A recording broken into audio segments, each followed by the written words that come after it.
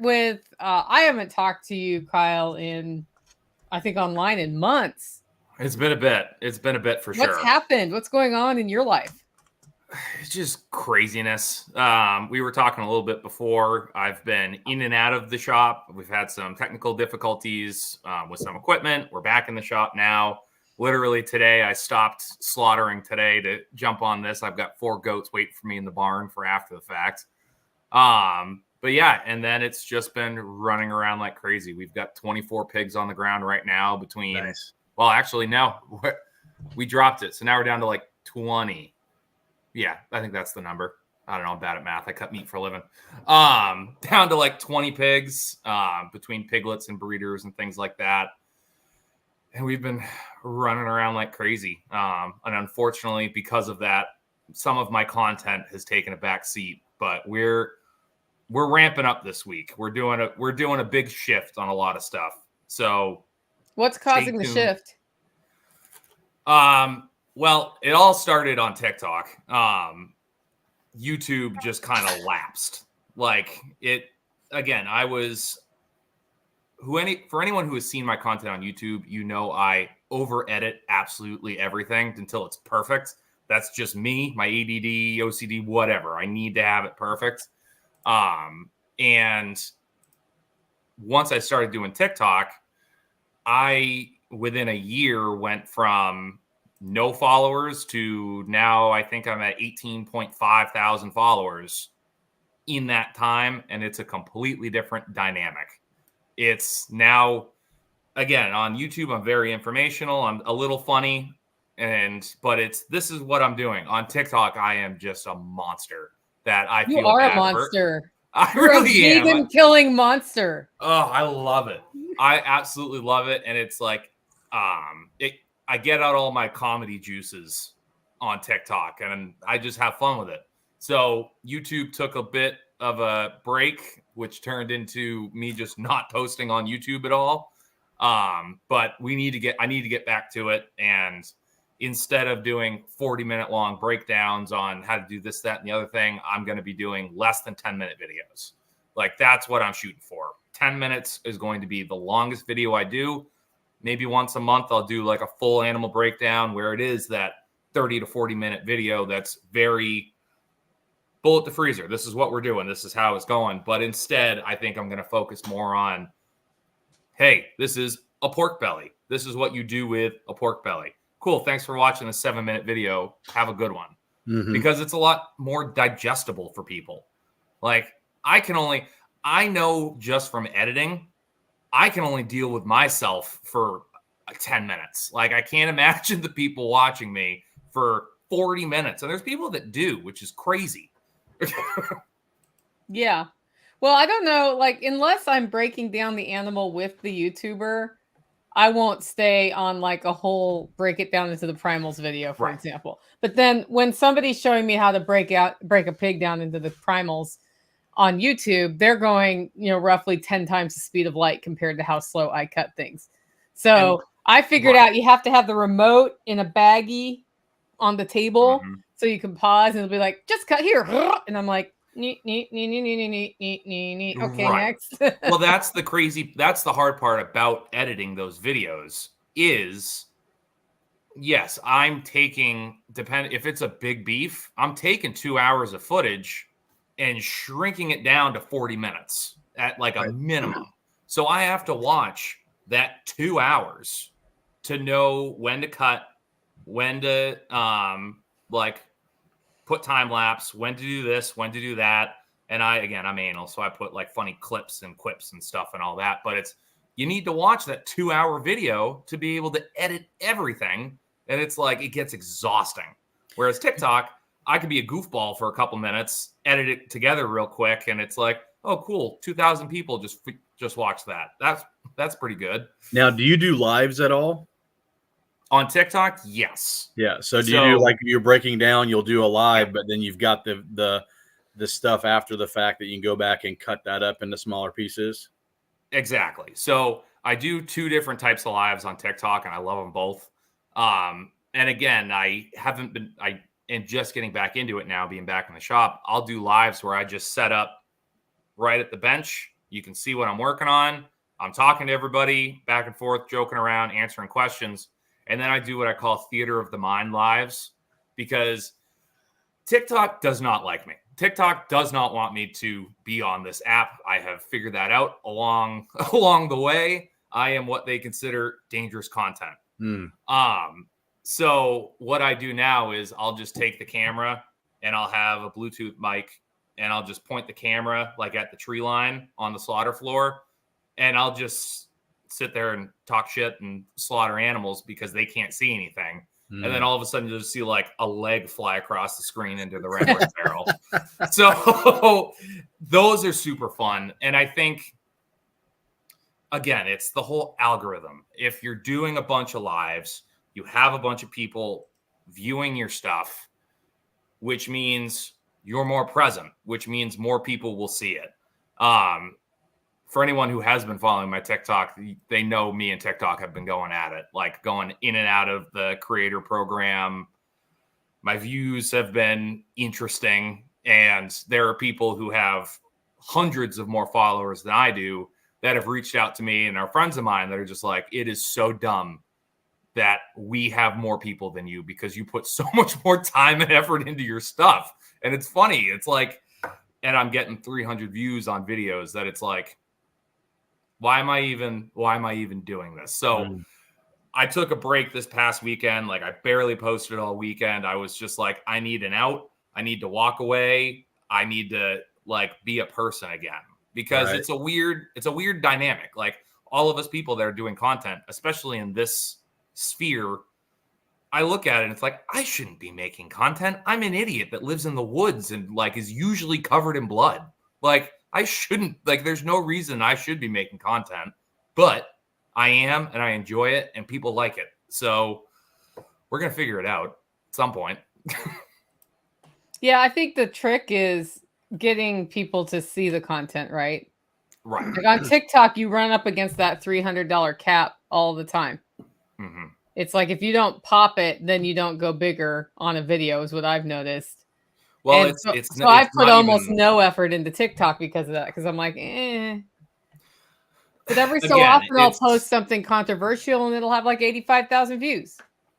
Well, that's the hard part about it, is it's like I have 3 videos that one is over 2 million views, and a couple of them are like creeping up on 2 million views. Like, I'm still getting likes and comments on them. And like one of them, like, I'll go behind the curtain. Like, when I was still in the program, I made $1,200 off of one video of like putting goldfish in my water trough for the pigs. A $5 investment, I made $1,200 off a silly video that took me 20 minutes to edit. Like, so I said this on my podcast on Saturday. It's like, my co-host Joe, he's like, I run off goals. Like, I set a goal and I'm going to do it. And I'm like, I run off spite. If you tell me I can't do it and I'm not going to do it, you better sit back, because it is about to get interesting real quick, because I am spitefully going to do it and be the best at it. So that's kind of where I'm at with it now. I'm revamping. I'm back in the creator program. I'm revamping some of my stuff and just kind of making it work, trying to, at least. Yeah, I find when you're an expert in something, it's really hard to find the spot where the content resonates with the most people, right? Because you're coming at it from a completely different knowledge base than the people that you're talking to. So, I'll do a video where I'm talking about, how we put solar panels on a roof, and, and like like you say, 252 views, and that's it. Like, half of those are probably people that know me personally. And then I'll do like a minute-long talk just talking about our rainwater catchment system, where I don't really think I'm actually putting any useful information on there. And that's the video that everyone's watching, It's and nuts. So that's the tough part is, and I think that's why I like TikTok. It's easy to post a lot of stuff there. So you don't really have to work the algorithm. If you're getting a lot of content there, something's going to resonate with people eventually. But you're still a slave to it too. You're still a slave to, it's like, okay, I need to post something at 8, possibly 10, noon, 3, 5, 8. Like, I need to post something at these times because that is when whatever gates open in the algorithm that it pushes it the most. And it's like, Nicole, do you use something to schedule your posts? What is that? Because I don't. I just I do don't it. either. I've used a lot of different scheduling tools. First of all, for TikTok, it's built in. So if you post through the web interface instead of your phone, you can just say post it at this time. Oh, okay. And it schedules it, which then means you have to bounce videos from your phone to your computer and back, which is a pain in the butt, but is what it is. And then I used a tool called Metric Cool for a long time, but they just started failing so much on posts that didn't work. So I've also used Opus Clip to chop up my long form content into smaller clips. I'm hardly doing that at all anymore with Opus. Yeah. What I'm using Opus for is captioning because I like how it just generates the captions. It's really nice. It's super really easy nice to edit. And I can say go from this minute to that minute and it'll just pull it out. So I've got a listener who's actually in here right now for 2 of my shows a week. She sends me like, these are the 3 to 5 clips I think would make really good shorts. And then we pull those out. And that I'm finding is making way higher quality shorts than just using the AI built into Opus Clip. But then if I make a short, like I made a short about this, I do my t-shirt of the week every week. And then I talk about this show coming up. And I just throw the whole video in there and it does it. So that has a scheduling tool now where you can do multiple brands, which is important for me because I've got Self-Reliance Festival, Living Free in Tennessee, and Hollow Roast Coffee. And I can then say posted at this time with this caption by platform. So I can actually tailor my descriptions to every platform if I want to as well. So that's working great. And I have somebody who's been helping me with scheduling and making the clips because the part I hate about video is all the editing and all of that. Like I detest doing that. Right. So it's like I'll make the video, but please don't make me edit the video or put the captions in. Like I can, but I don't love it. And she just schedules things out for the week, and then I can go in there and move it around if I want to, or I can see, well, this is where something's scheduled, so I can add something here or there. Right. And right now, Opus Clip is the leader on that. Yeah. Well, I think like Sean said, like it's hard when you are like an expert in something, and it's like, because again, my TikToks at this point, what I have found is I have a very dark sense of humor because I put lead on foreheads for a living. So that's what you get. And I have found that I can connect to way more people in the agricultural blue collar space who do something like this by just pointing out the real screwed up stuff that happens and making it funny. And then all these people come into my lives and I'll go off on full tangents explaining everything in extreme detail. And all these people that are following me because I'm a goofball on the internet are all of a sudden like, oh, all right, you actually know what you're talking about. It's like, yeah. So again, when you're going through all the lives, I have like a 2-minute thing I say every 10 minutes of like, hey, by the way, go ahead, follow me up here. And once you go over there, go over to my main page. We got a YouTube channel. We got everything with evergreen content of breaking down everything from blah, blah, blah, blah, blah, blah. And I do get a lot of people over there. But again, it's like when I look at it all, it's like I still don't even think I've broke 1,000 followers on YouTube. And I have easily 170 videos. Again, most of them being like 40 minutes long with full detail breakdowns and like how to do it. And then I'm just a dummy on TikTok and I've got 18,500.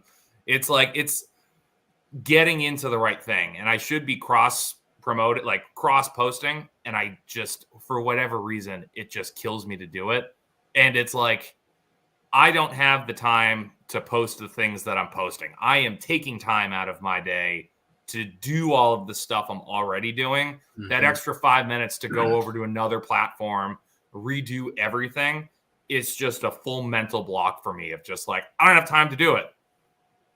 I should be. All of these shorts that I'm doing for TikTok could very easily be saved and then uploaded to YouTube and Instagram like that. Mm-hmm. But for whatever reason, I just haven't gotten over that hump yet. So you say you should be doing it, but you're not doing it. So maybe you shouldn't be doing it. Maybe. Like, why do you think you should be doing it? I think I should be doing it because like YouTube Shorts is a real thing. Like people make money off of YouTube Shorts. And from everything I've talked to people about and gathered, that's where you really get your subscribers is YouTube Shorts, because it's just people with the ADD brain just scrolling through. And when I have posted shorts on there, they do 10,000 views like in a week. And it's like, okay, like I should be doing this. But again, YouTube, like what it comes back to for me is I just get so frustrated that I can't post what I want to post. Like the things that I think people the things that people really want to learn and see are the things that all of these platforms are like, oh, that's too violent. That's too dangerous. People can't see that. And it's like, and all of them are different. You can get away with a little bit more on TikTok with some filters and things like that. You try to post that on YouTube, gone. Like they will remove that and give you a strike, no problem. Instagram is a wasteland. I have like 200 followers on Instagram just because everyone I've talked to, it's like they don't even like, I have a friend who can't even post like knife handles. Like he makes custom knives. He can't even post knife handles because they take that down. So Instagram to me is like, I'm not even going to bother with you because you don't like me. You don't know me, but you don't like me. I already know that. Have you tried, what are the other ones, Rumble or Twitch? I have a Rumble, and I haven't posted much on that. Somebody was talking to me about Twitter or X the other day. Now it's X. Was talking to me about X the other day, and I have meant to do some research on it and look into it. And like, because they're like, you can post whatever. It does not matter what you post on X. It will go. So, and there's still like a part of like, I'm still a hillbilly that lives in the middle of northern New Hampshire that I'm like, I don't really know if I want to get on X or Twitter or whatever it is. And I'm like, I'm already here. I'm already in the game. I might as well like just dive in head first. Yeah. Well, Twitter has changed some of their rules recently on video though, where you have to be a paid user to post video there. Really? Okay. Yeah. Well, that made my decision very easy. Yeah. So, and Twitter. I don't know if it's post any video or only the lives, but my video that I was going to post there today, I just went over there to look and I do not see it. So I'm guessing that it will not go through because I can post a link to a YouTube video. Right. But yeah, I'm not seeing actual video uploads, which is fine. And it's like back in the day when I first started, when Josh was still around, like I was on Nostr, I was posting everything over there. And that as soon as Josh kind of disappeared from us, I was just like, okay, Nostr is no longer a thing for me. I barely understood it while I was on it. Well, everyone was explaining it to me. Now I have no safety line for this anymore. Like, goodbye. Yeah, I had a hard time with Nostr with getting reliable clients. Like I'd have one thing that would work on my iPhone and something else that would work on my computer. But if I posted something from my phone, I couldn't find it on my computer. And yeah, I struggled with it. I actually tried to get back on there the other day, and I don't even think my program that I was using works anymore. Like, you have your backup keys? Yeah. Yeah, that's where I'm at. I got to use my backup keys on a whole new client to get everything set up from the beginning, and I'm going to do it because I actually was doing pretty well there, finding people to talk to and then like selling coffee. Right. I had this whole thing running where at the end of the week, if there's anything that I've roasted that hasn't sold, I would just post it on Nostr and be like, end of week closeout while it's still fresh. Right. Because otherwise I'm drinking that stuff, but there's only so much coffee I can drink. Right. See, I have that on TikTok. I have people that are local to me that all of a sudden will pop up, be like, hey, I want to buy one of your piglets. I'm like, cool, perfect. You know where I am. Like, so that's been nice. Like, honestly, I've had the most in real world business off of TikTok. Which is cool. Okay. Yeah. We got a question from Pippin Eyes. Could wood animals be affected by high voltage power lines being close to where they live? And while you answer this, I'm going to run out and get a cup of coffee.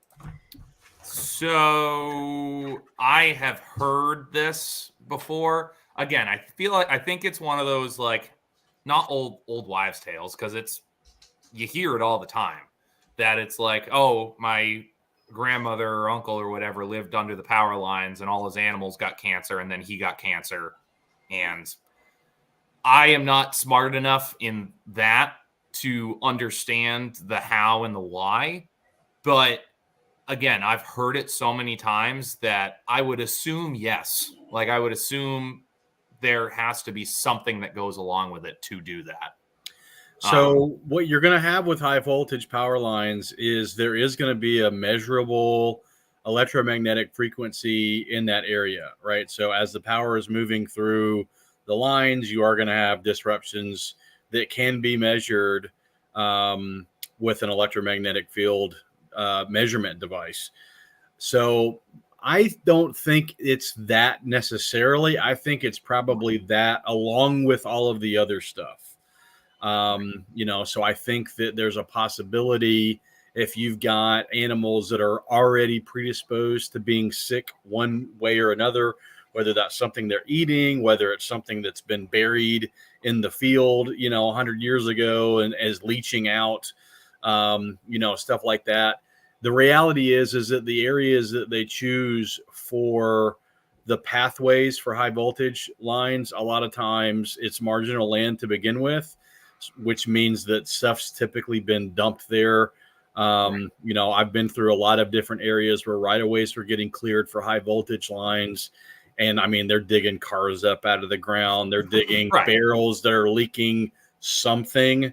And it's like, oh, we should probably get that tested. And the project manager's like, no way, we are not getting that tested. You didn't because see then we have to deal with it. Right. You didn't see a goddamn thing. Exactly. And so, that's what you end up with is you do end up with, like I said, a measurable electromagnetic field, whether that's positive or negative. There haven't been studies to show one way or the other. But I think that it's just as much the kind of land that they put high voltage lines through as it is the lines themselves. But good question. Yeah. And also, that is good picture. That's an SRF picture. I can see the tent in the background. Is it? Yeah. Oh, yeah. Yeah, it is. Because again, you can go down the conspiracy rabbit hole of that too. Because it's like, you hear it all. Like, I was listening to something that we were talking about, like the 5G and stuff like that, where it's like they put up 5G around the Philadelphia Zoo and like half of the animals now have cancer or something like that. And it's like, that is interesting. Like, don't know why. I'm not going to put too much weight into it because I don't have time to worry about the stuff I have to worry about. I'm not going to worry about 5G and a friggin' mountain lion or something. Yeah. So if we're still talking about high voltage power lines, I can tell you the impact it's had for us is that our electric fence does not work well under those lines.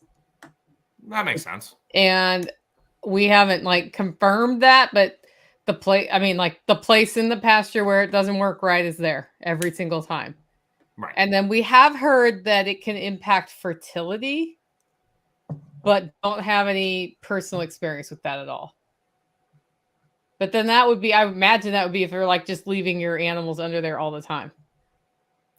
Yeah. What you missed, Nicole, was we were talking about how it could be the kind of land and the areas that are typically chosen for high voltage runs more than the actual high voltage runs themselves. But unfortunately, we don't have really good data that we can go look at. It's all, anecdotal. And for every farmer that's running cattle underneath lines that says all of his cows have cancer, there's at least one that's like, I've been doing it for years and it's no problem. Right. Yeah. And they do spray under there too with glyphosate. Yep. Right. Yeah. What they're doing to maintain the right of way could be as much or if not bigger of a problem than what's above the right of way. Prep it in the first place. Yeah. Okay, question. what's the best reference material for raising pigs for a newbie? Well, I mean, you can go check out my channel. Obviously, what's your channel? How do they My get channel there? is at Backwoods Butcher 603 on YouTube, TikTok, all that stuff. I have, I didn't do, obviously, as we talked about before, I didn't do much about this litter we have now, but I do have a ton of content from the last litter of piglets that we started. But again, it's everything from shelter building, electric fencing, woven wire fencing, feed, all of it. Like I have videos on all of it, so you can go check those out over there. And then there are a bunch of, thank you, Hack Homestead. There are a bunch of other great YouTube channels out there, and for the life of me, I can't think of them on the top of my head at the moment. But what he just said is there aren't any better YouTube channels than his. it's just me. So go it's look. Just me. If there was anything better, he would know what it was. Exactly. I mean, listen, guys, what are we really playing with here? Like, Here up here says, I already follow you on the TikTokies, so I'll do it on the YouTubes. I appreciate it, Adam. That's really funny. I just came across a guy here in Tennessee who's using Korean natural gardening to raise his pigs.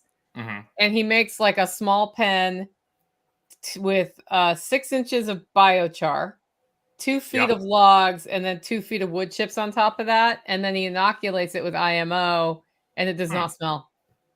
Yeah. Well, it's and I was like, well, that's pretty cool for like the really small homestead, right? Because you know how pigs are. You know what they do. Oh, yeah. We've had rain the past week and a half. Oh, no. It's great. Like pigs in the mud. They have a lake at the moment. It's dwindling down now. We've had a couple days of sun, so it's dwindling down for a moment. But we've had a lake for a while. Lake Vegan Tears, it was affectionately named on TikTok. But I think so. Honestly, again, check out my channel. But if you're starting for a newbie, the 3 things I would say right off the bat: make sure you have a solid shelter. If you think it's solid, build it sturdier, because those pigs will destroy it. They won't destroy it when they're this big, but they will destroy it when they're this big. Have a good shelter. Fencing, it's the most important thing. Pick your fencing. If you have a very large area you're doing, I never just do electric. I really don't, because it just gives me anxiety. And the last time I did it for this last batch of feeders, because I was like, all right, everybody, fine. You all say that you can get away with 2 strands of electric. I put 3 because, again, I was anxious. Well, hey, guess what? I live in northern New Hampshire where the ground freezes. As soon as that ground froze, I lost all my grounds. I lost all conductivity. And I had a couple 150-pound pigs running all over my property. And it's like, yeah, I don't want to play that game. So I do woven wire or hard panel on everything, and then electric on top of it. And they still get out. No, they have not. Ours did. I have not had any escapees since I've changed stuff over with my fencing. But again, it's electric fencing I enjoy it. I thoroughly enjoy doing it, but I also hate it with a passion because it turns into a bit of a game, like trying to set it up and get it all in the right spots and everything. But it's like where I'm at, my soil is incredibly sandy and I have a high water table. So conductivity wise, I don't have, like, it really does not go well. I have six ground rods in the ground in between 2 fencers, and I'm still like iffy sometimes. So I've completely switched my entire program around to 3 lines of electric, hot wires on top and bottom with a ground line in the middle. And that is solely dependent on what size piglets are going into those pens.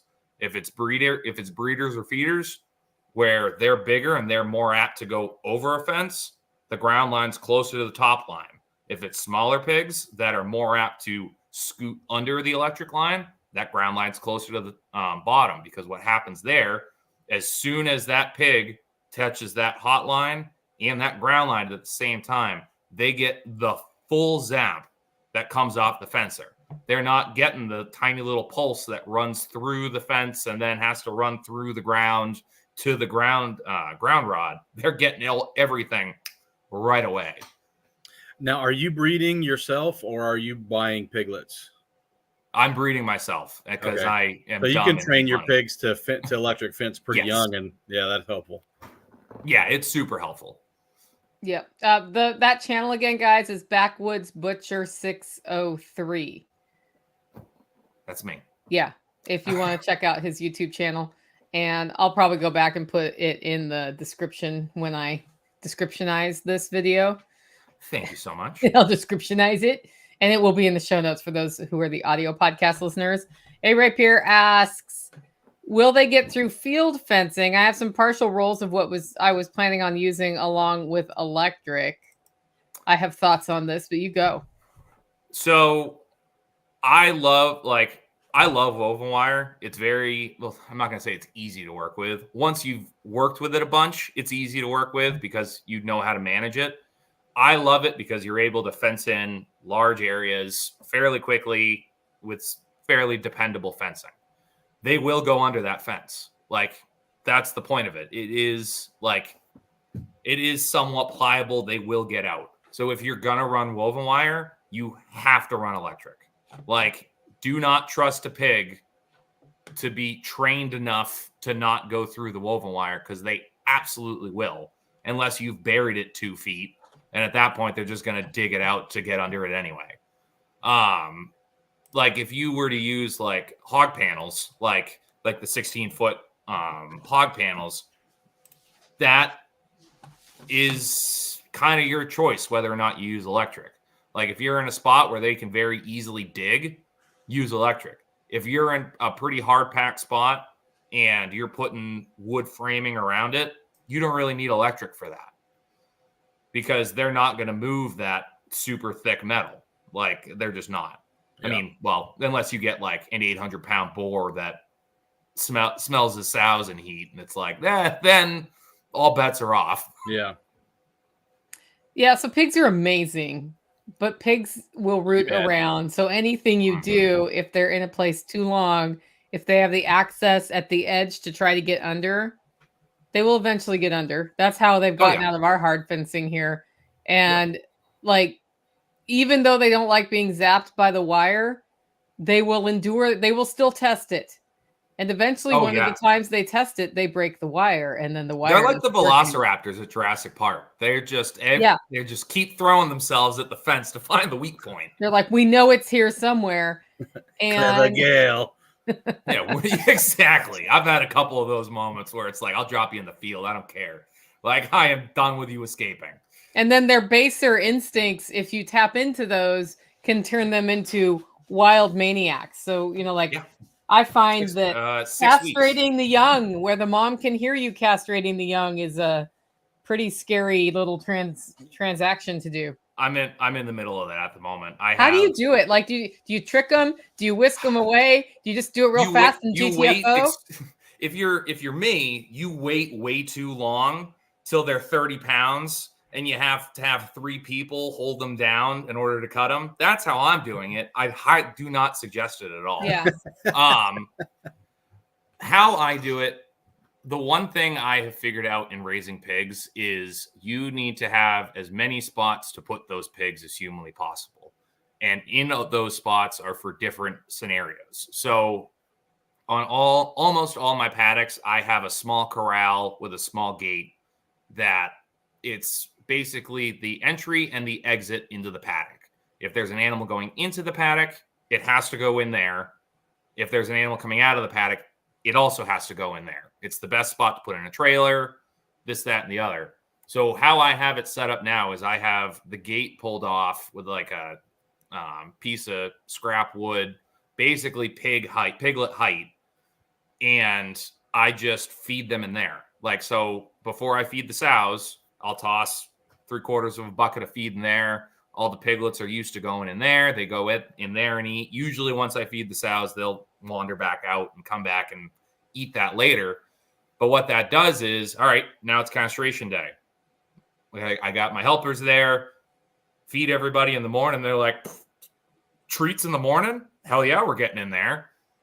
Sneak back in. Gotcha. Close the gate, and they can't get out. What happened this time was where that corral is, it was my first major pig build that I did by myself. And I put the multi-species fence in upside down. So all the big panels were on the bottom and all the small panels were on the top. So a bunch of the smaller pigs were able to sneak through.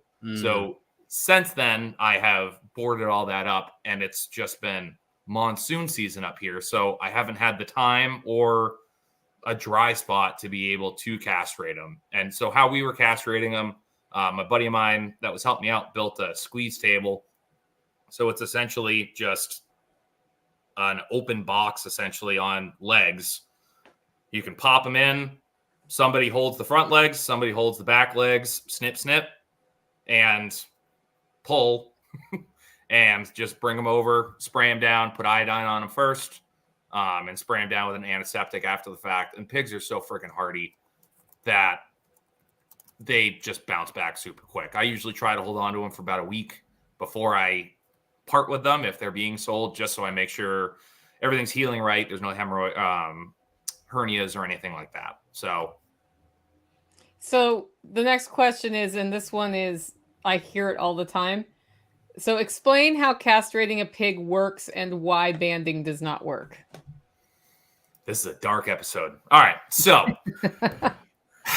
let's talk about balls. Let's talk about balls. All right. Pigs cannot be banded. Their testicles are like attached to them. They don't sag. They don't hang down. They are right up there. So you have to cut them. And then, so essentially, like I said, we'll start off where I just said, if you don't have a squeeze table, you can kind of situate them either by holding both their front and back legs in your lap and somebody else cutting in between them. Also not fun. I also don't suggest that one. That one's not super fun. You can sit on them. But essentially what you're doing is you're pushing down from the top, making 2 incisions, cutting the membrane of the testy, popping it out. And this is the part that usually turns people. You should not slice the vas deferens. Like, you should not slice the connection between them. You should pull them.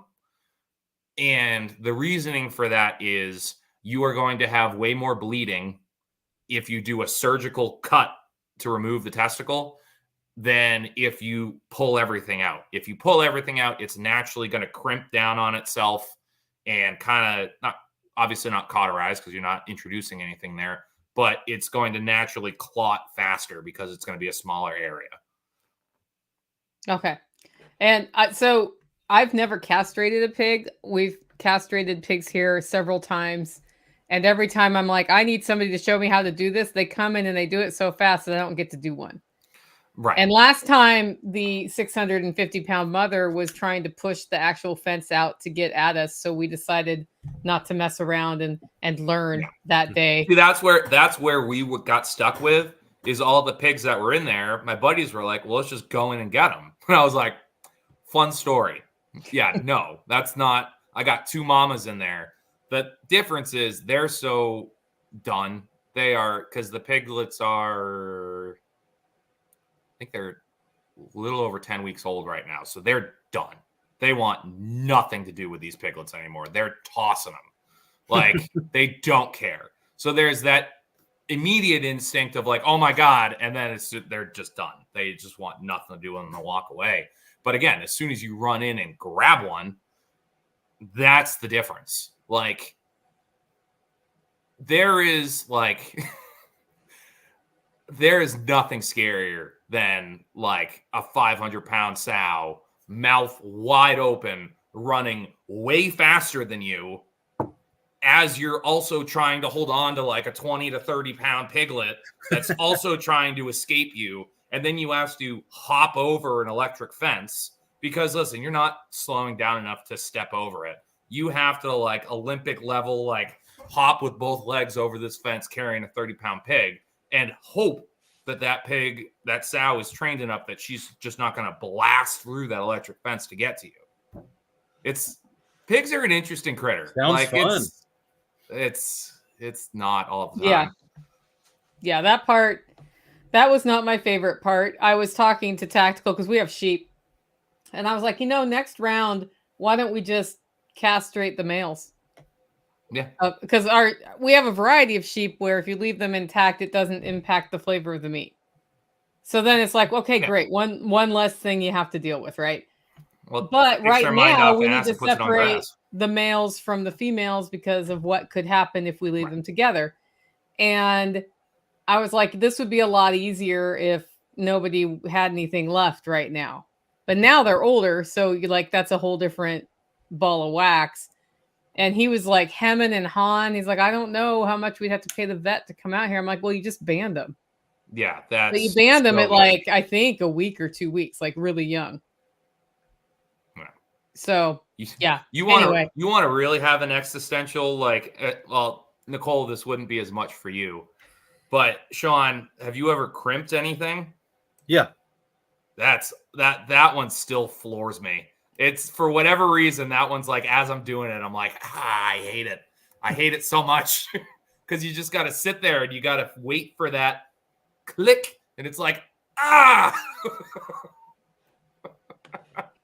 raising livestock is not for the faint of heart. It's absolutely not for the faint of heart. That is the very true statement.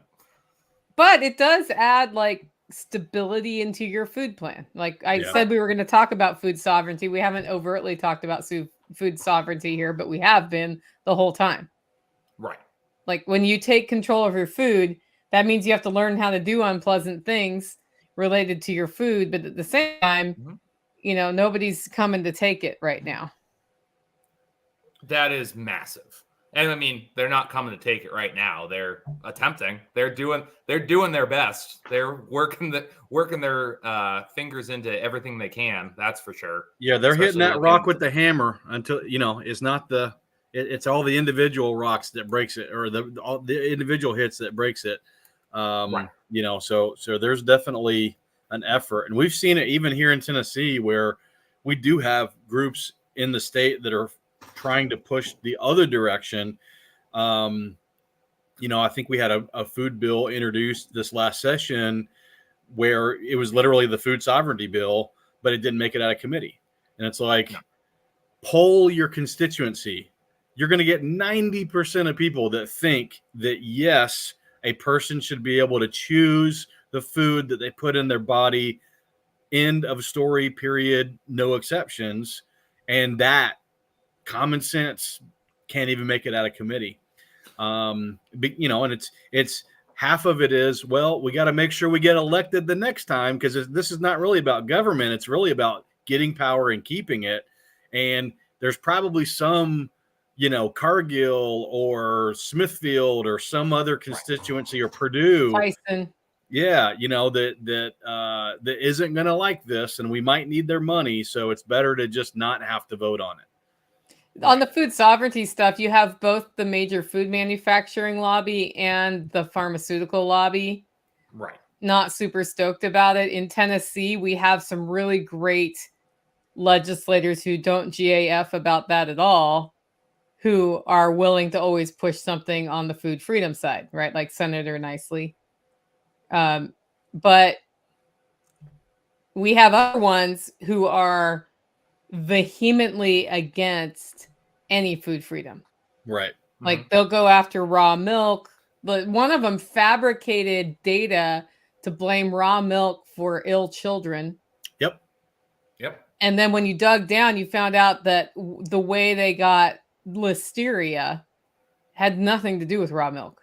Right. No. It was on the lettuce. Right. At the store.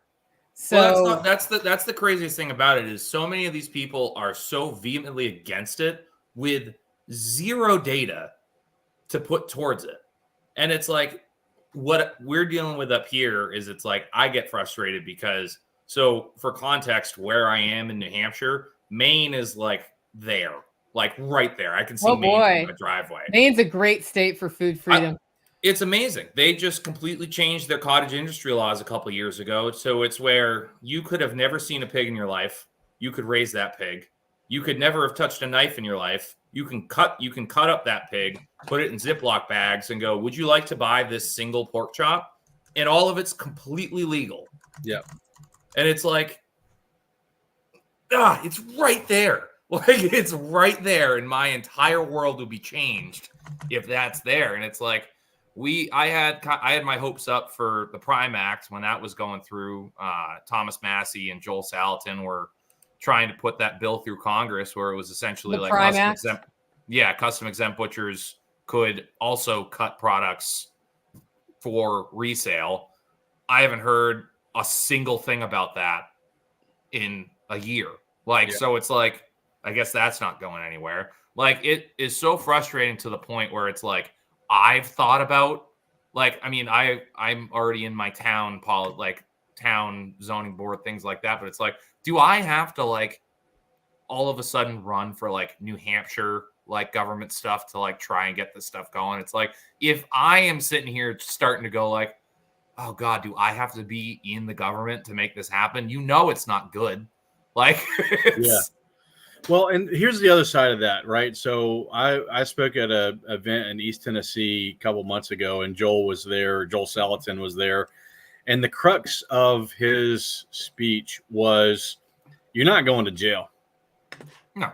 Not the first time, No. So in the universe of things that you could do that are going to make your life better, they're going to make you healthier, your family healthier, your community healthier, theoretically, just do it. Because the worst thing that's going to happen the first time is you're going to get a letter, they're going to say, hey, stop doing this, or you're going to get fined. We've heard all the stories about, SWAT teams showing up at the raw milk place, but that's like, and then you find out that's like the 8th or 9th different time that these things have been, and basically at that point, the government is retaliating on the person that's trying to exercise their freedom. What that is a photo op. Yeah. They're proving a point. And so my thing's always been, do what you want to do. Don't advertise it if you're not doing everything above board. Like we talk about the vermicomposting flush toilet system in here in Tennessee, right? Not legal, right? So not legal at all. So we're not putting him in Tennessee. You know what I mean? Like, it's called loopholes, kids. We just do standard permaculture toilets here. We do standard permaculture toilets. There's not a single vermicomposting toilet anywhere in the state of Tennessee. I promise you, I've checked. So any of you guys, FBI agents that are watching this right now, don't worry about.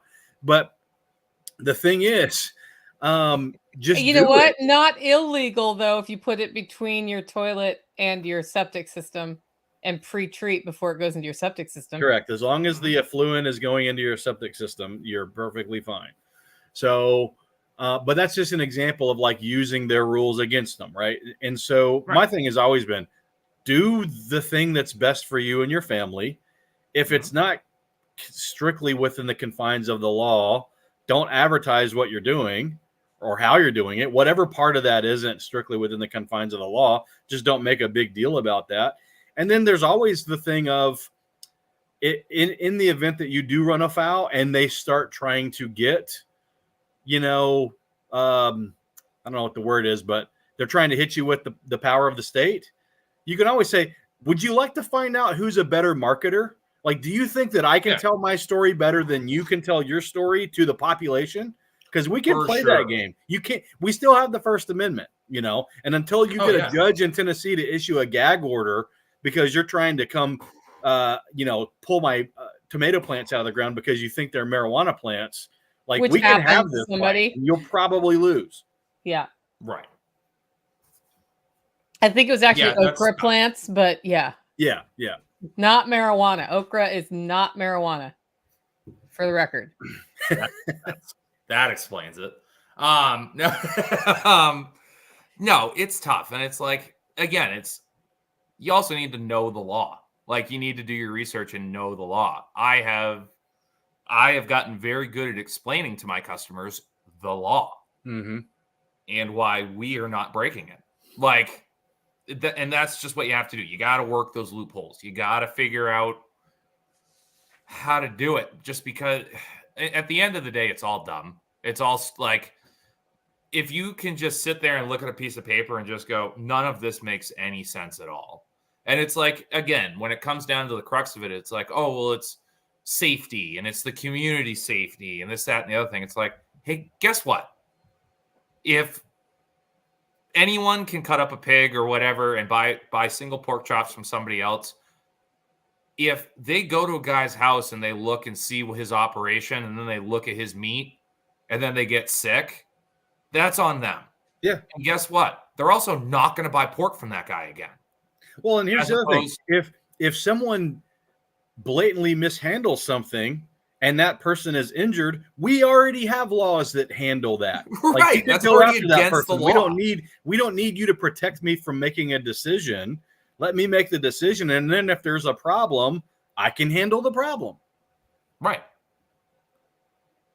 Yeah. Again, we're a fun group of people anyways, where it's like, don't coddle us. I don't need to be coddled. I already make horrible decisions. I don't need your help to stop me from doing other ones. Like, I mean, I have this. Well, I have a very emotional decision to make about a smoked meatloaf. You know that, right? It's been in my fridge 10 days, which is 3 more than 7. Yeah. Doesn't smell bad. Then you're fine. Yeah, right. I know. Even if it did, you're probably still fine. Right. You're but I was just like, you're gonna be all right. Man, it's over the line. Yeah, it's an imaginary line. Some guy made that up. Yeah. And But guess what? You could have throw to that make in a stew. Based on the worst performing fridge in the world. Right. Okay. Yeah. There's some you see, but again, that changes to so even what we were just talking about with all of this. The fact that meatloaf might not be okay at 10 days has nothing to do with the meatloaf itself. Like you just said, it's the worst fridge we've ever had. It would more have something to do with the fridge not working properly is the reason why you might not eat that meatloaf. It's not. Or the meat you left itself. it on the counter for 2 days before you put it in there. Right. If you do that, I mean, that's not what happened. I was going to say, if we're talking about the same meatloaf, I suggest, as somewhat of a subject matter expert, don't eat that meatloaf. If you left it on the counter for 2 days, it's August. Yeah. You can do that in New Hampshire in January. All right. So here's a question about food safety. Is there anything? So let's say you've got a 10-day-old smoked meatloaf in your refrigerator. For example. Just theoretical, off the wall. I just came up with this. Never happened to anybody who was sick all that. And you didn't want to throw it out. Is there anything that could be in that meatloaf that you wouldn't be able to make safe by cooking? No. There are some organisms that if they grow, you may not deactivate them by cooking. Right. Because I went down that rabbit trail. It is possible. And the kind of sick you will get is you're not going to the hospital, probably. You're probably going to have some intestinal, cares? You know what I'm saying? Yeah. Well, I care a little bit this week. But listen, I had salmonella for 2 weeks. I did not go to the hospital once. Oh, I looked fantastic though. Oh my God, I slimmed down like crazy. I was like, whoo, too bad this isn't summer.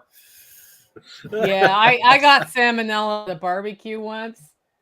Undercooked chicken, like the traditional way to get it. And I remember the vomitous event that happened. I got it the dumbest way possible.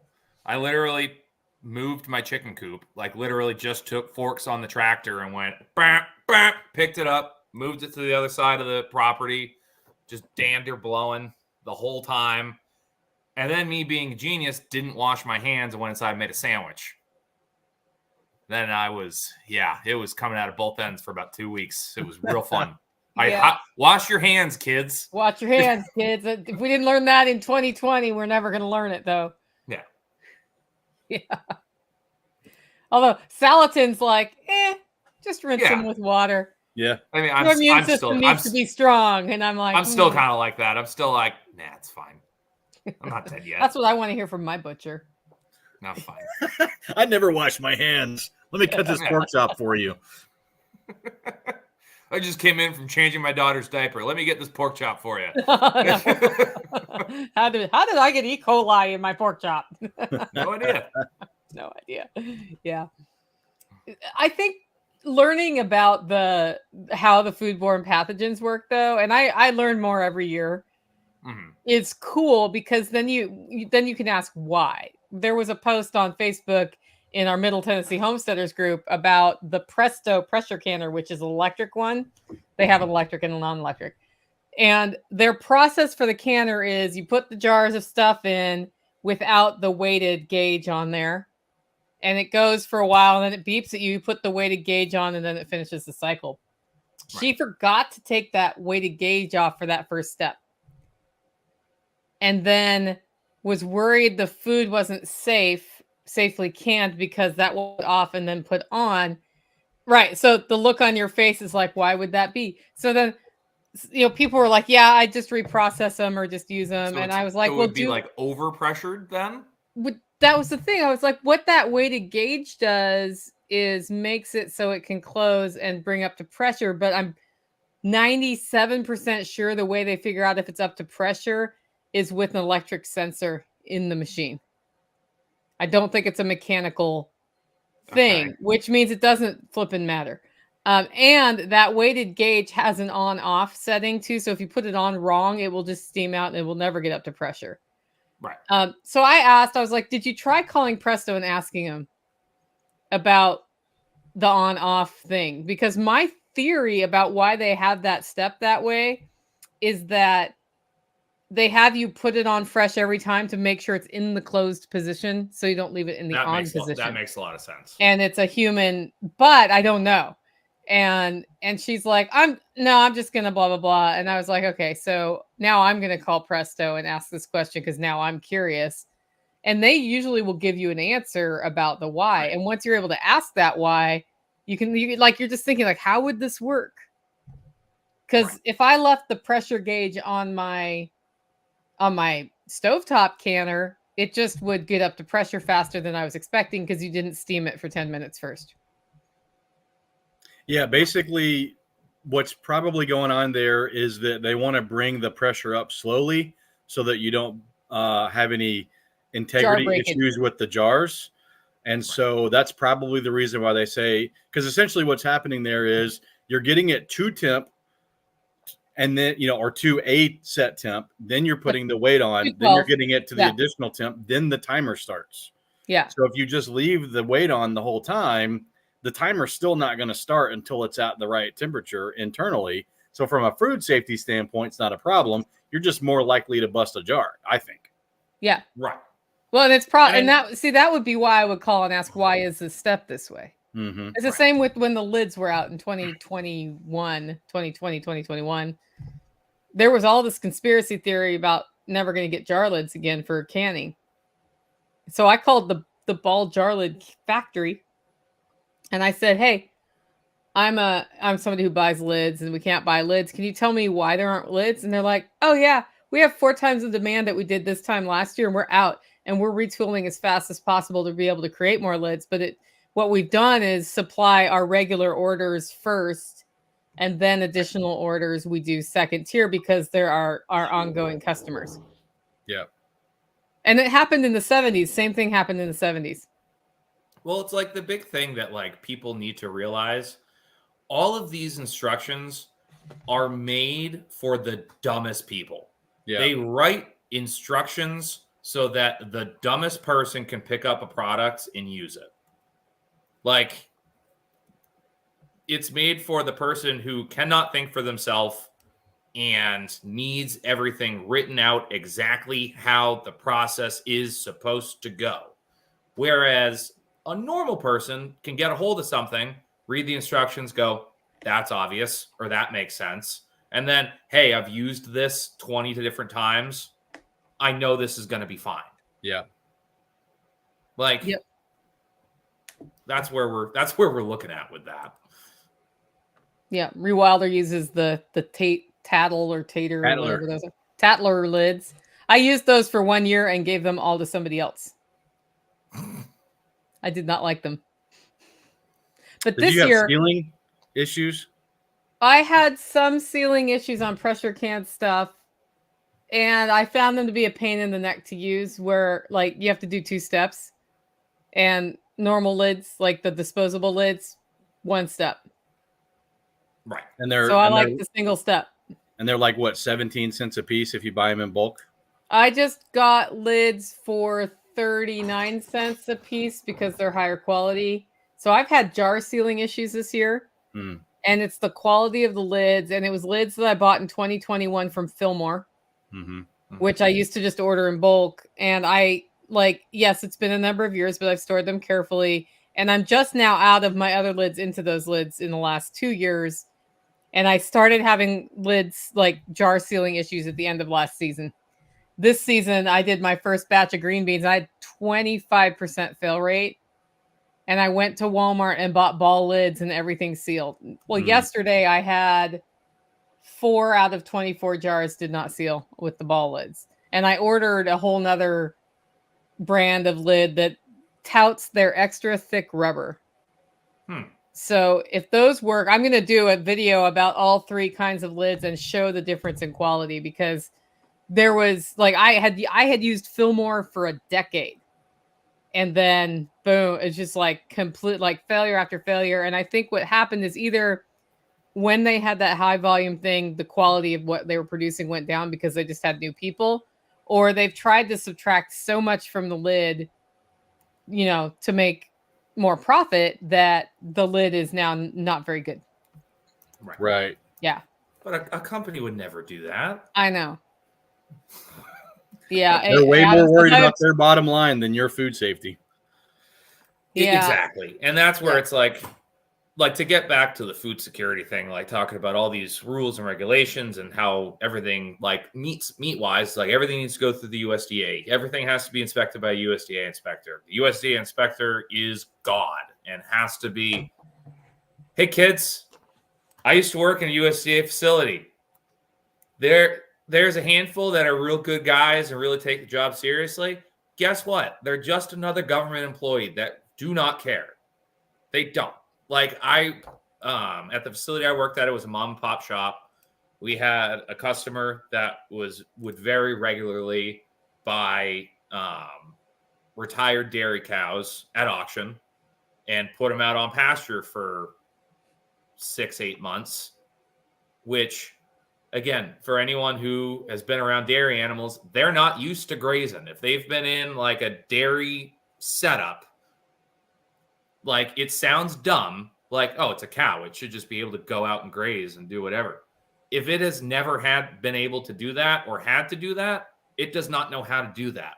So we would get these cows in that are already 4, 5, 6 years old, and now they've essentially starved in this pasture for 6-7 months, and they'd come in and they would be the stickiest, leanest, and again, you're already dealing with a dairy animal in the first place, and these things would just be disgusting. Yeah. USDA inspector would come in, oh, there's a little piece of hair on the leg. Other than that, you're good. It's like you're worried about that tiny little piece of hair up there on the knuckle that's going to get chopped off anyway, but you're just going to let all of this pass. And like there were a handful of times where like the owner was like, there is no way this animal's going into the cooler, even after the USDA inspector was like, yep, good to go. Yeah. Clear as day. And it's like, really? Like, that's what you're fine with passing because it passes the very minimum criteria of what's safe? Well, and the animal has to be alive when it gets there, but it does not have to be well. Right. And so people will have a sick animal. They'll be like, well, better get it to processor before it croaks. Yeah. When I have a sick animal, I'm like, there's this internal dialogue that happens where I'm like, do I want to eat that animal? I always err on the side of don't eat it. Yeah, we don't. Like I am very. I did a tech talk about this, and I talked about it on my show a little bit. I had a customer call a couple weeks ago, and I was home with the kids, and he goes, "Hey, I've got a roaster that has a hernia. Can you take care of it just as a whole roaster?" And I was like, "Yeah, that's fine. I have my kids bring it in an hour and a half and we'll get it done." Cool, fine. Get it all set up. I walk back over from the shop and I see no trailer. And I'm like, okay, strike one. That's going to be bad. See a dog kennel in the back. Strike two. That's going to be worse. And walk up to this dog kennel, and it was a maybe 12-week-old piglet that they thought it was an abscess, and it was a hernia. So they sliced it. So this thing was still alive. Its intestines were hanging out of it. And it's like, from a perspective, I do this for a living. Like, lead on foreheads. It's what I do. Like, it is what it is. Like, and people look at that like, oh, you're kind of dead inside because that's what you do. And it's like, a little bit, sure. I get what you're saying.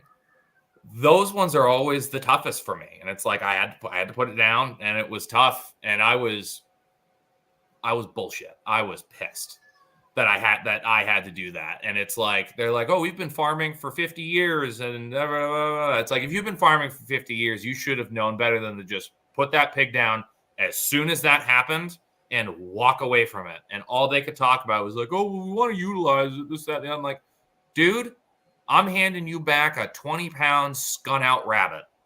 Like, and like, I got through it, skun it out. In the middle of it, he was like, well, our neighbor does feed raw. I was like, I'd give this to your neighbor. I wouldn't eat, like, before I even took the shot, I was like, listen, I am willing to put it down and put it in my compost. Do not eat this.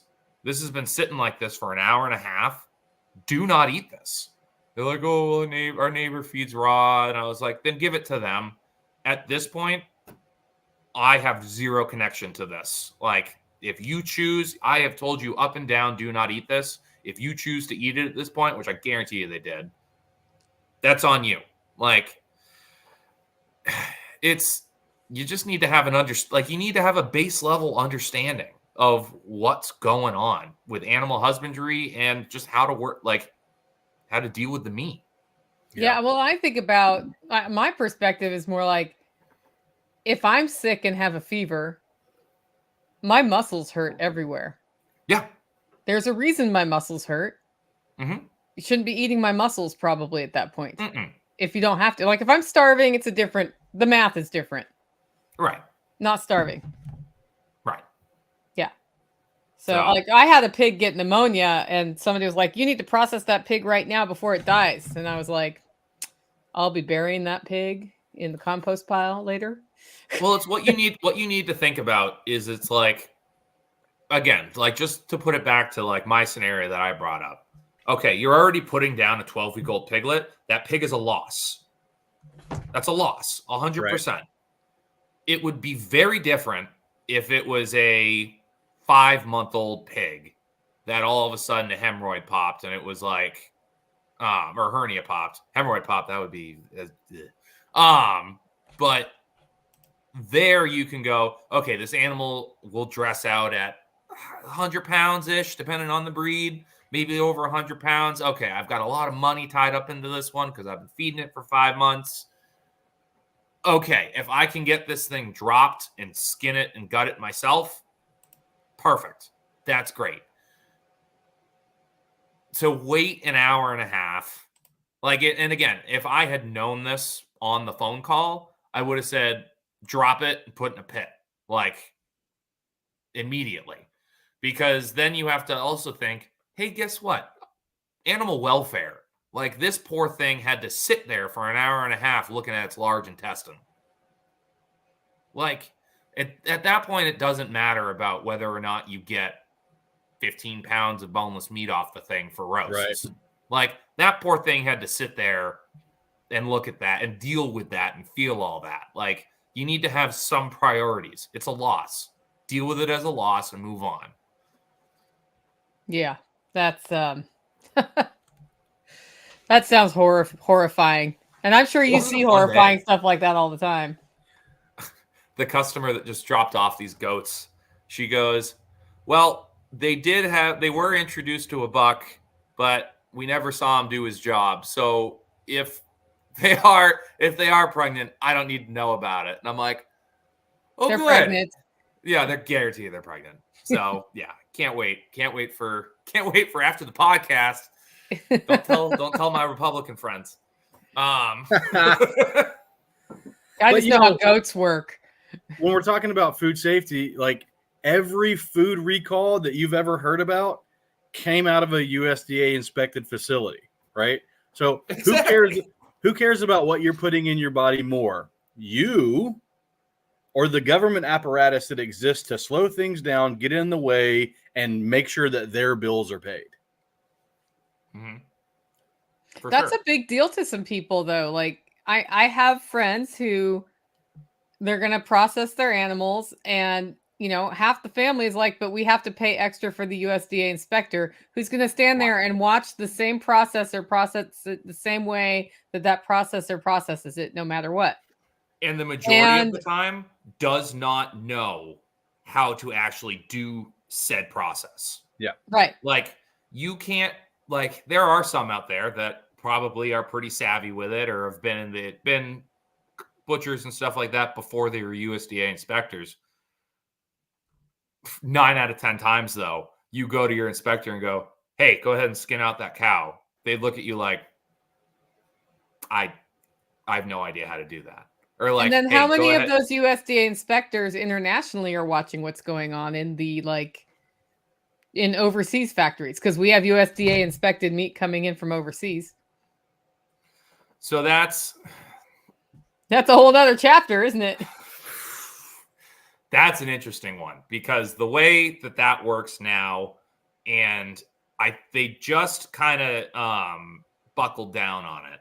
The way it did work is meat would come in from overseas and it would be a product of Chile, wherever. Mm-hmm. A lot of South America, a lot of China, like a lot of that. Then that product would be processed. It would either be trimmed or cut into shave steak or cut into steaks or done whatever. Well, guess what? While it was in the United States, they performed a value-added service to that product, and that product is now a product of the United States because the United States added value to said products. It's not how any of that works. And again, in all these major facilities, there's a ton of USDA inspectors, and guess what? They're sitting there like this, watching some dude all day hack up ribeyes, or they're watching another dude over here all day cut up pork. And it's like, what? Like, if your job is just to watch and make sure everything's good, how, after an 8-hour, 9-hour shift, how hard are you watching at 7 hours? How hard are you watching to make sure everything's good at 7 hours? Yeah. Like I know our inspector. I don't actually remember his name. We called him Scooter. Because he was wildly autistic and would not make eye contact with anyone. And he was like my height. He was like 6'4", 120 pounds, and just wouldn't make eye contact with anyone and just scoot around everywhere he went. We were a small shop. We'd slaughter 8 beef a day, 16 pigs a day, 25 lambs a day, something like that. He's only got to come in the room. He's got to come in the room at the beginning of the day before the first animal's dropped, make sure everything's clean. All the animals are up, walking around, healthy. Then he would screw off into his office that you have to have for them. You have to build an office and a bathroom for a USDA inspector to be there.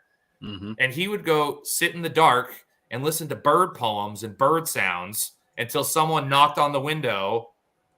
And he'd walk in. He'd go walk up to the head, peel back the cheeks and go, yep.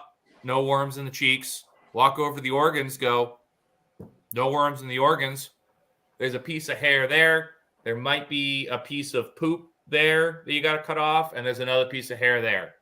Cool, good to go. And then he'd walk back in his office and listen to freaking whippoorwills like while we're trying to eat lunch. And it's like, what is happening? Like, you're paying, I think it was, this was years ago now, a couple years ago now, just to have him there.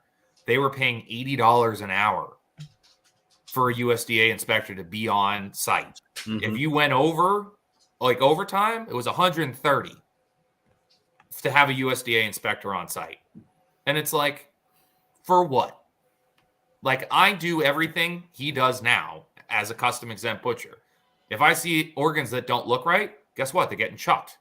Like, I know what all that looks like because I know how to break down an entire animal start to finish. Yeah. Like, well, let me ask you this: Are there USDA inspectors at the grocery stores that have their own butchers that buy halves or buy primals and do all the processing and packaging in store? Well, I mean, those are so few and far between these days anyway. Like, I buy a lot of meat from Costco. I see guys back there all the time. Yeah, Sam's Club does that here. Yeah. They still break down halves? Really? Because from at least where I'm up I here, could go in and buy a subprimal unprocessed. So are you just getting the subprimal, or are you talking about they're rolling out a half a cow or like a quarter cow? What I'm saying is they're getting meat delivered, the subprimals, and then they're processing it there. So they're doing all of the work that would happen at a regular butcher, right? Without any additional level of inspection. But guess what? Guess what sticker goes on that package when they're done?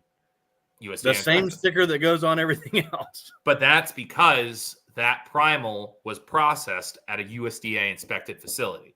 Right. So there are just breakdown warehouses where there's just a conveyor belt and there's a dude on one end that just sits there all day and just hacks apart halves and tosses them on a conveyor belt. And then there's dudes all on that conveyor belt that trim it up, toss back on the conveyor belt. Packaged, gone, out.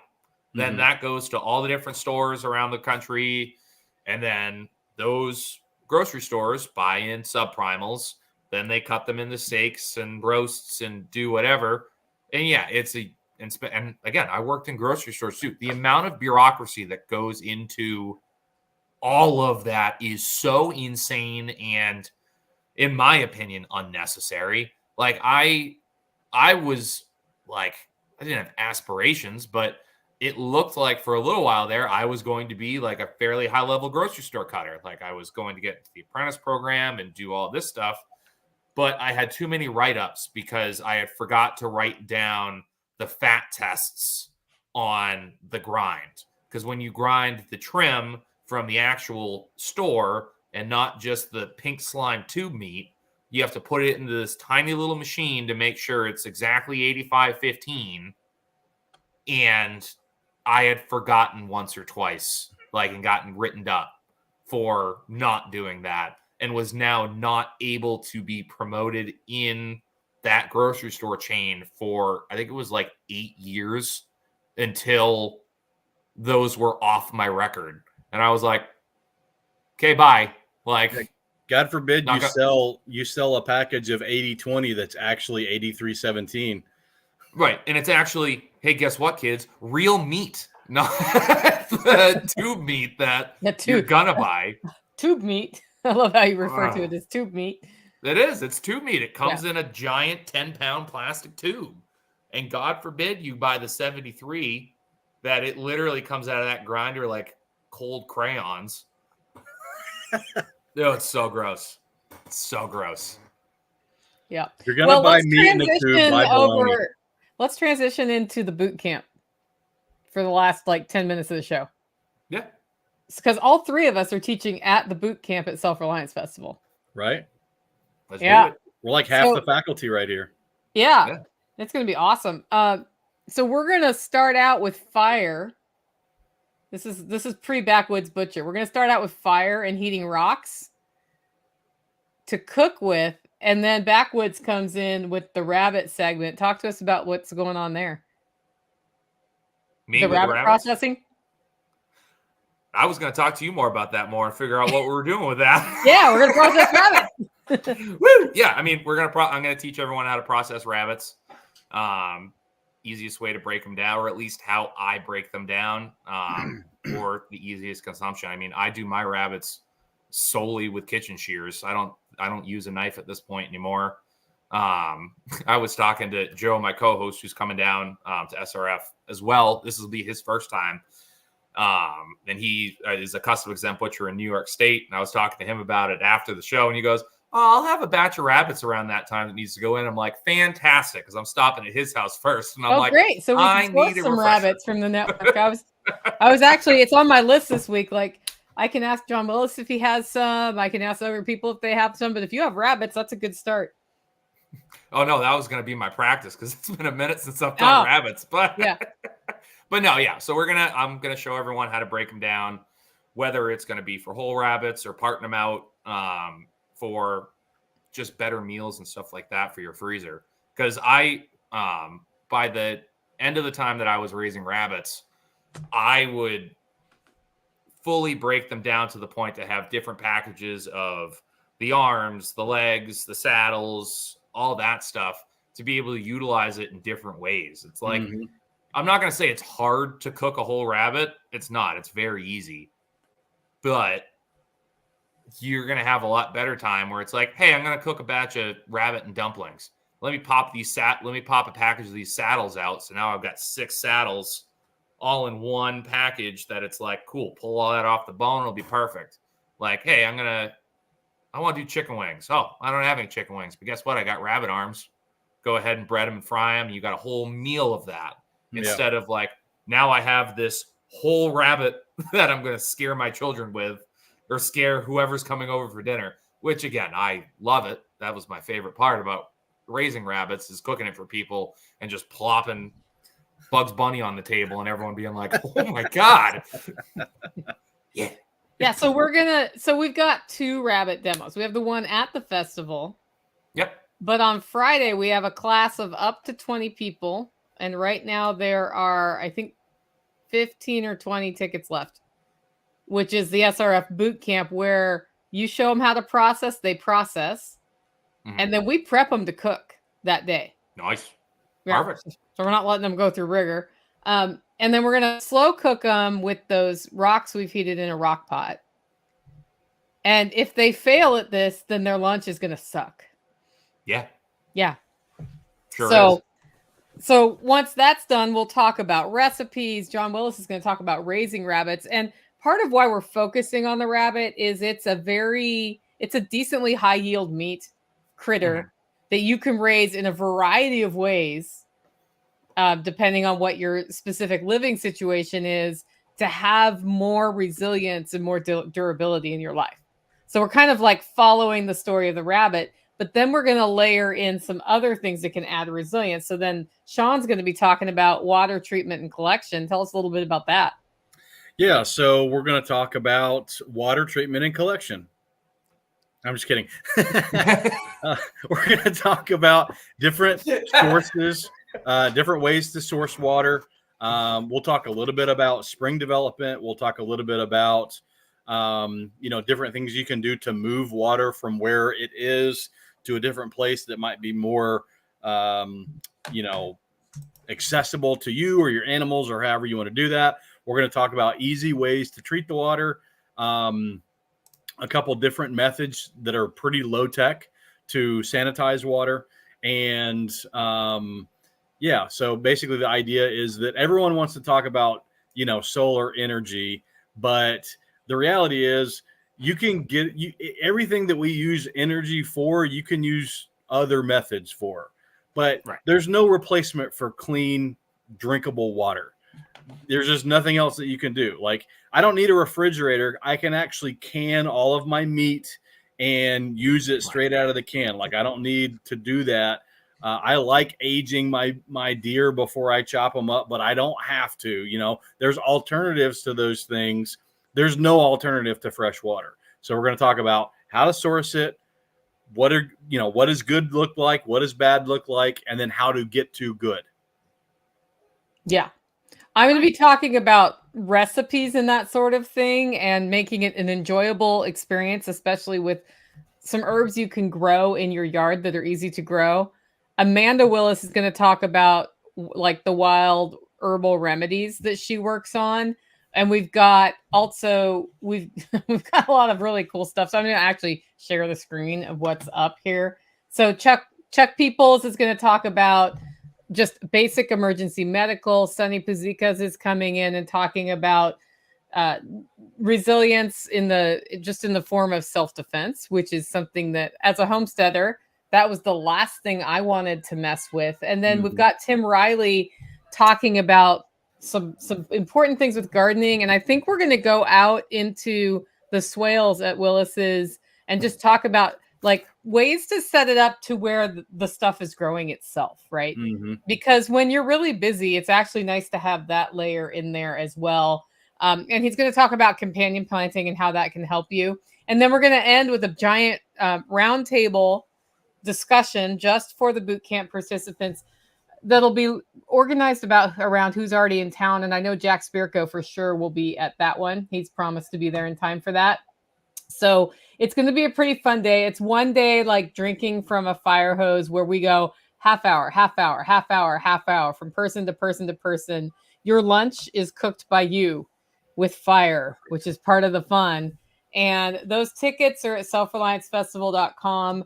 If you just click on tickets and go down to the workshop area, you'll see the Self-Reliance Boot Camp. Only $250 through the end of the month. So definitely get your space there. And I think it's going to be it's sort of like taking all of this knowledge we have in the network and condensing it into one day as best we can. And it's going to be fun with just like teacher after teacher. I was just like, there are so many talented people who come to Self-Reliance Festival. We got to tap into this. And then Backwoods says he was going to be there in time to do it. So then I was like, well, good. We can actually manage butchering a rabbit and cooking a rabbit in the same day. We can do that with chickens too, but we did chickens last time. So we needed to do something different. Right. Let's do something different.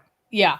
And so rabbits are something like it's hard for people mentally, I think, to think about making the furry cute thing go away. But once you raise rabbits, you do kind of get over that. Yeah, you get over it pretty quick. Yeah.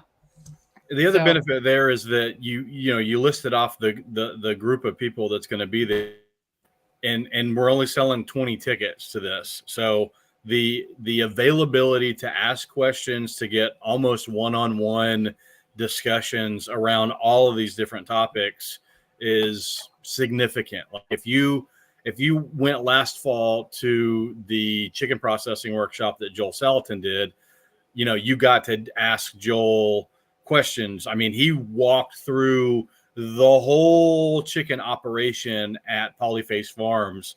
And so that's the level of intimacy that you'll get with this group of instructors that you're not necessarily going to have access to at the balance of the SRF event, because you're going to be there with 600, 700, 800 other people.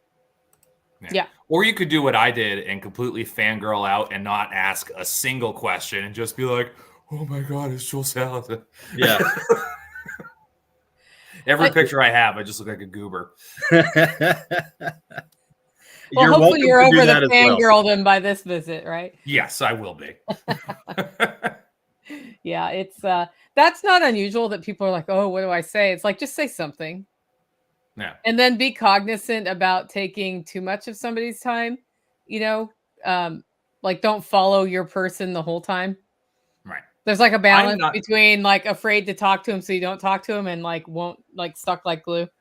Well, that's what I wasn't used to the last time. Like last year was my first SRF, and the amount of people that would come up to me with the excitement that I was standing next to Joel Salatin, I was like, this doesn't seem right. No, yeah. I'm me. That's not how this is supposed to work. I say goofy things on the internet. People are entertained by the goofy things you say on the internet. Apparently. All right, well, let's go once around the horn and we'll wrap up. Beautiful. Start with you, Backwoods.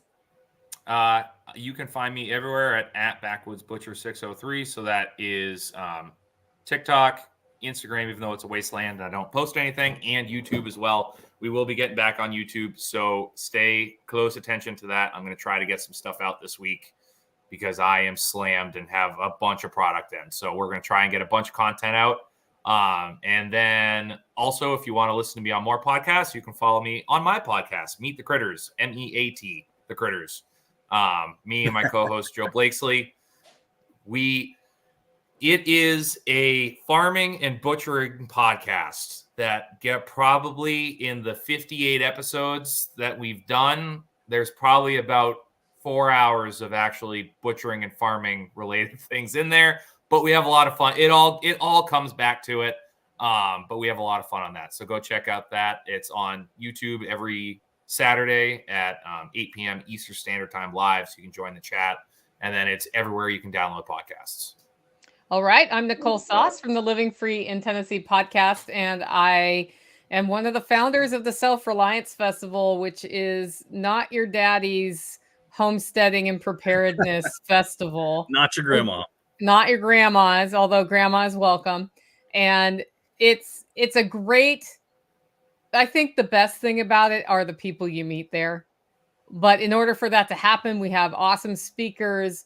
We have a lot more hands-on demonstrations this October 5th and 6th than we usually have. And then there's always the really cool pre-event workshops that happen.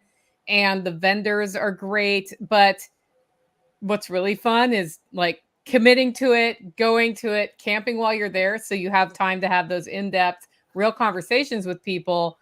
And when you leave there, I've never seen anybody leave the same person that they got there. Somebody's going to ask you something hard, or they're going to ask you something, something that you hadn't thought of before, and your perspective will change. And then it's a whole new world for you after that. And I think that's my favorite part of the festival. It's at Special Operations Equipment in Camden, Tennessee. Check that out at selfreliancefestival.com. And Sean gets to wrap it up. All right. Yeah. Sean Mills with Hack My Homestead. You can find me at hackmyhomestead.com. I pretty much help people with all off-grid type things, even if they're on-grid. So my tagline is off-grid solutions for an on-grid world. I'm currently putting in a natural pond that will be fully solar powered. So if you're on TikTok, you can find some updates there at Hack My Homestead on all the socials. I do have some ebooks that I've published. I just put a link in the chat there, greentechuniversity.com. I've got 5 ebooks there on a variety of subjects related to off-grid living. And so if you're interested in that, you can check that out. I'll also be at SRF, so get your tickets. And I'm not doing a booth there, so I'll be kind of roaming around. I am going to do a couple different demonstrations. But if you want to come talk to me in person and pick my brain about all the off-grid stuff, come to SRF in October because I'll be there the whole time. Awesome. Well, thanks for being on. Fun. Of course. See you guys next week.